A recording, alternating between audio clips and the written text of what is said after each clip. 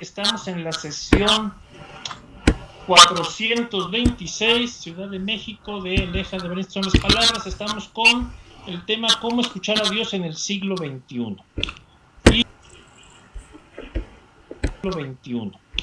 Y lo que necesitamos ver ahora es, primero, les mandé a todos ustedes, a todos los que ya lo recibieron, y los que no es que depositan, pero no me mandan, Kurt y Barbara Alland.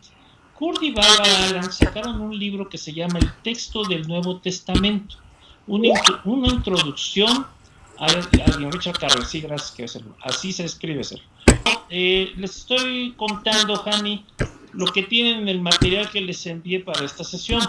Entonces, Kurt Alland fundó en 1959 en la Universidad de Münster el Instituto para la Investigación del Texto del Nuevo Testamento. No sean malitos, no sean malitos, alguien por ahí tiene alguno abierto. Este instituto es probablemente la institución más importante en la Universidad de Münster, en Westfalia, en Alemania, la institución más importante que estudia el texto del Nuevo Testamento. Cuando muere Kurt Alland, pasa a dirigirlo su viuda Bárbara, y ellos dos publicaron este libro que es como un clásico en el área. Ese se los incluí porque me pidió.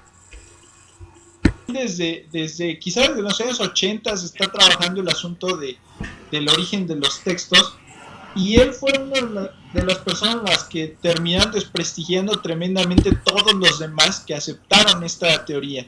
En un libro muy interesante que él tiene, él dice, lo que comenzó siendo una teoría sobre la explicación del origen de los manuscritos. ¿Cómo se llama el libro? Who Wrote the Dead Sea Scrolls? ¿Quién escribió Los Rollos del Mar Muerto? ¿Hay traducción en castellano? No. Él escribe este texto y él dice, lo que comenzó siendo una teoría sobre la explicación del origen de los manuscritos, terminó siendo una ideología que defender. Haciendo énfasis en esto, ¿no? Para no hacer demasiado largo el comentario, yo solamente quisiera decir ciertas cosas. ¿De qué estamos completamente convencidos, dada la investigación en torno a los textos en sí mismos y a la cultura material, como dicen los arqueólogos? Ajá. O sea, a lo que se ha encontrado a partir de las excavaciones arqueológicas. Estamos completamente convencidos de que en Khirbet Qumran y también los autores de los rollos no tienen ningún origen sectario, ¿ok? Roland de Bow primero inició diciendo, estos pertenecen a los esenios. ¿Por qué? Porque Filón de Alejandría, pero también Flavio Josefo y Plinio el Viejo, sobre todo, escribieron sobre una secta del judaísmo que vivía por allá, cerquita de Jericó, y ellos eran célibes, eran ascetas. En algún momento esa facción del judaísmo se retiró al desierto al ver que todo estaba muy mal en Jerusalén, y se alejaron de todo, ¿no? Y cuando descubren los rollos y se dan y abren los primeros manuscritos, comienzan a construir una teoría que explica que los textos vienen de personas célibes. En ningún lugar de los textos se autodenomina el grupo que los haya escrito como esenios, ¿ok? Nunca van a leer ustedes en ningún manuscrito la palabra esenio.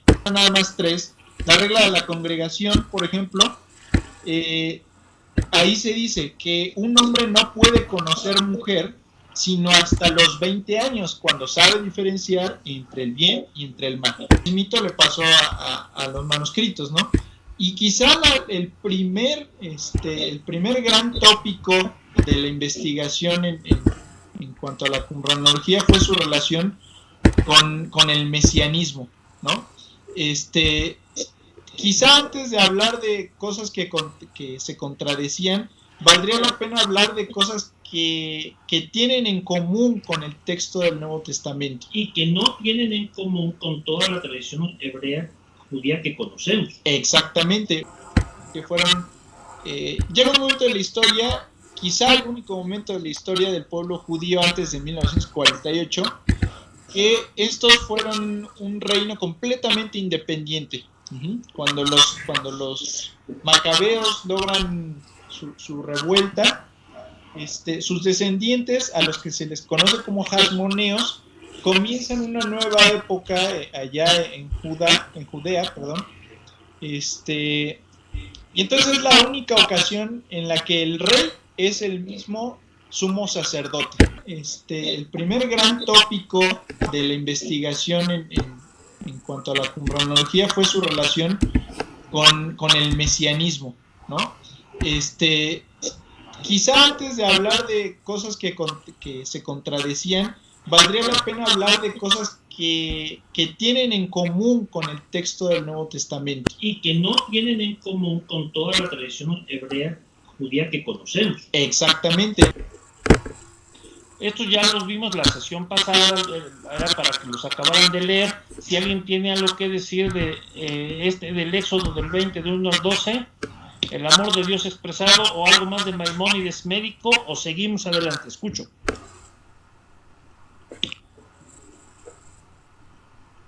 Seguimos adelante entonces porque nadie dice nada.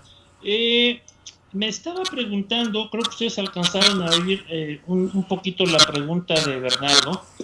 ¿Hasta qué punto la palabra como hoy la tenemos, la Biblia, la Escritura, es lo que Dios dijo?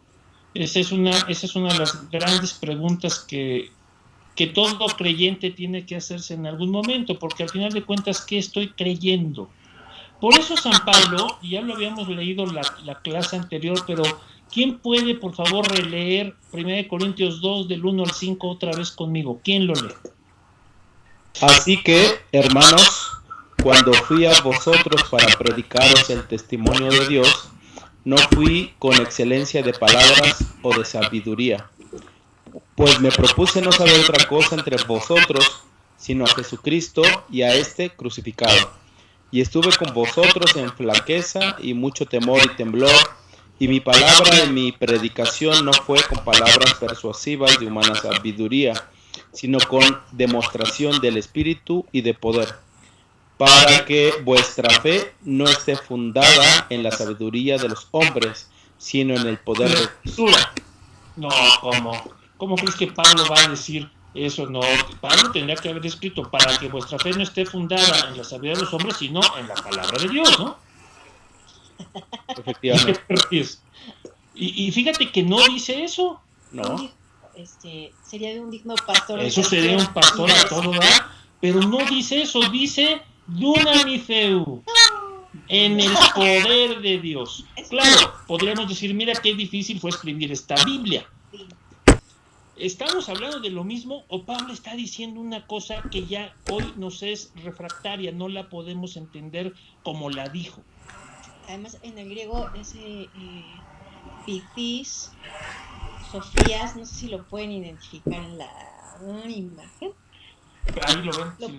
¿Pueden ver lo que estoy señalando? ¿El cursor lo ven? ¿Cursor? Sí. ¿Sí ven el cursor, verdad? Sí, se ve el cursor, sí. Sí, porque aquí... Sí, se ve. Aquí, Pifis. Sí. Ok, sí es persuadir como tal, y me llamó la atención que aquí dice apodixir, fíjense que es exhibir. Esta demostración tiene que ver con exhibir nefmatos, que dinameos, y el poder, o sea, hay que se exhibe en la exhibición del poder espiritual. Y por eso en la misma 1 Corintios, pero en su capítulo 12, va a hablar de las formas en que ese espíritu se puede exhibir.